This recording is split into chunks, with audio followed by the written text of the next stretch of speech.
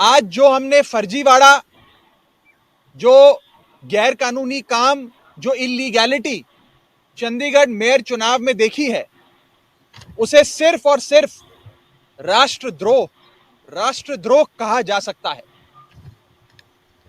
आप सब ये बात जानते हैं कि मेयर के चुनाव में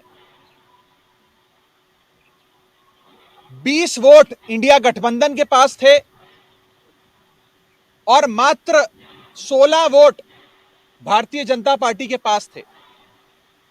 15 और साथ में अगर मैं एक और अन्य वोट भी जोड़ दूं, जहां 20 वोट आम आदमी पार्टी और कांग्रेस पार्टी के इंडिया गठबंधन के पास थे, वहां गठबंधन का जीतना, इंडिया अलायंस का जीतना तय था। और अपनी हार को सामने देख बीजेपी ने षड्यंत्र रचे। सबसे पहले 18 जनवरी को होने वाले चुनाव में प्रिसाइडिंग अफसर, जो चुनाव कराता है अफसर, उसे बीमार करके अस्पताल में भर्ती करा दिया ताकि उस दिन चुनाव ना हो।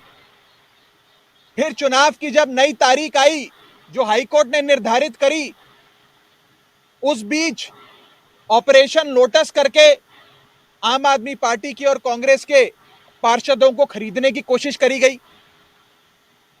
जब बीजेपी का ऑपरेशन लोटस भी फेल हो गया, तो बीजेपी ने आज आप सबकी आंखों के सामने और आप सबके कैमरों में कैद जो फर्जीवाड़ा किया है, पहले मैं सिलसिलेवार तरीके से आपको बताना चाहता हूं।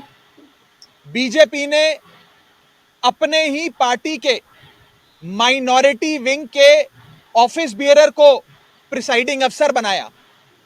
यानी कि जो शख्स घोषित भाजपा का सदस्य है, उनका ऑफिस बियरर है, पदाधिकारी है, उस माइनॉरिटी विंग के सेक्रेटरी को प्रिसाइडिंग अफसर बनाकर उसकी देखरेख में चुनाव कराने की घोषणा करी।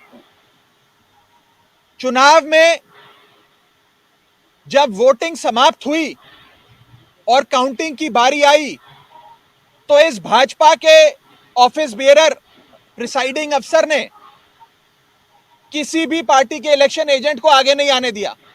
आप सब जानते हैं, आप सब चंडीगढ़ मेयर चुनाव देखते आए हैं, जब भी वोटों की गिनती होती है तो इलेक्शन एजेंट, तमाम पार्टियों के इलेक्शन एजेंट अपनी आंखों के सामने काउंटिंग टेबल पे खड़े होकर काउंटिंग करवाते हैं। लेकिन पहली बार इतिहास में देखा गया कि इलेक्शन एजेंट्स को दूर कर दिया गया, उन्हें टेबल के नजदीक नहीं आने दिया गया।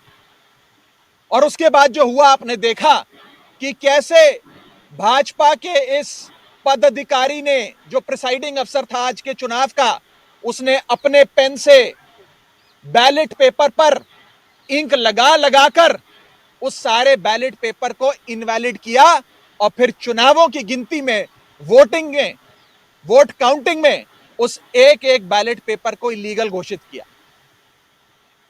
पहली बार चंडीगढ़ मेयर चुनाव में कुल 36 वोटों में से 8 वोट इनवैलिड घोषित कर दिए गए। इतिहास में आज तक नहीं हुआ।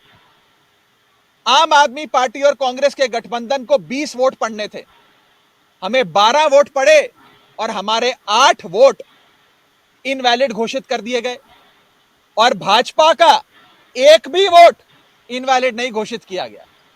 भाजपा के और उनके कुल वोट 16 थे, उनको 16 वोट पड़े और आम आदमी पार्टी के 20 में से 8 वोटों को इनवैलिड यानी कि अवैध घोषित करके हमारे वोटों को घटाकर 12 कर दिया गया।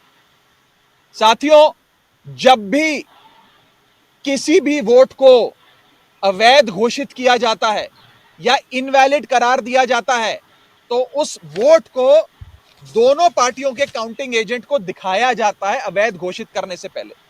ये डमी बैलेट पेपर है जो मैं आप सबके सामने लाया हूं। जब काउंटिंग के दौरान इस प्रकार के बैलेट पेपर को इलीगल घोषित किया जाता है, तो प्रिसाइडिंग अफसर, अगर मान लीजिए मैं प्रिसाइडिंग अफसर हूं, तो मैं दोनों पार्टियों के इलेक्शन एजेंट को वो दिखाऊंगा बैलेट पेपर की, देख लीजिए यहां इनके निशान बाहर लगा हुआ है, ये इनवैलिड है, मैं इसे अवैध घोषित कर रहा हूं। ऐसे दोनों पार्टियों के इलेक्शन एजेंट को दिखाया जाता है और दिखाने के उपरांत उनकी सहमति से और जो डीसी चुनाव हुए, जो डिप्टी कमिश्नर बैठे हैं, उनकी सहमति से इस वोट को अवैध घोषित किया जाता है। लेकिन आज ये नहीं हुआ। आज ना इलेक्शन एजेंट को दिखाया गया, ना डीसी को दिखाया गया, और बस एक एक कर आम आदमी पार्टी के वोटों को और कांग्रेस पार्टी के वोटों को अवैध घोषित कर